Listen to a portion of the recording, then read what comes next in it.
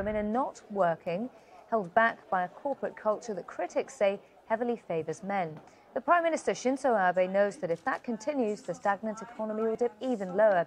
He and his wife, Akie Abe, are pushing what they call womenomics. The goal is to have 30% of leadership roles occupied by women by the year 2020, which is when the Olympics will come to town to Tokyo. Is the Prime Minister's goal attainable? I don't know if the target of 30% can be achieved completely. You never know until you try, but I think it's very meaningful to set the target. Well, promoting women into leadership positions is only half of the battle. The other half is keeping them actually inside the workforce. As Will Ripley now reports, some women say that they're forced to sacrifice their career if they want to have children.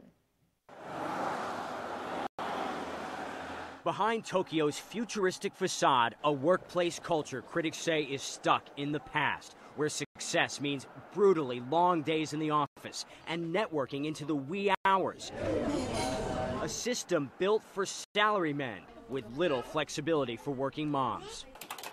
Sayaka Osakabe was pregnant, putting in 15-hour days. I was working till almost midnight, she says. I felt a growing pain in my belly. Then I had a miscarriage.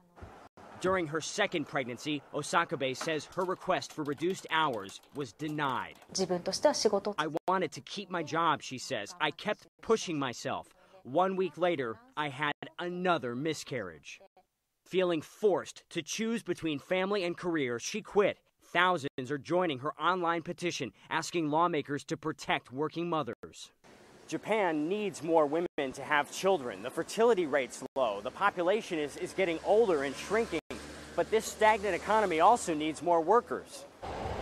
A double crisis facing lawmakers. Like the corporate world, Japan's political world is dominated by men. The few women elected into office can still face sexism. This summer, Tokyo City lawmakers shouted chauvinist insults about marriage and children as Ayaka Shiomura gave a speech about parenting. Only one later bowed to public pressure and apologized.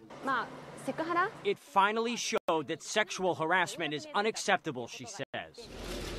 Prime Minister Shinzo Abe is calling for his country to embrace womenomics, to bring more women into the workforce. He's more than doubled his female cabinet ministers, and he's pushing for more women in leadership roles. So many educated Japanese women are in part-time jobs, temporary jobs. How is that affecting your country?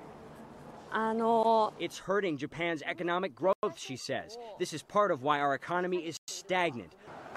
Japanese mothers are leaving their careers and staying away at a far higher rate than women in other rich countries.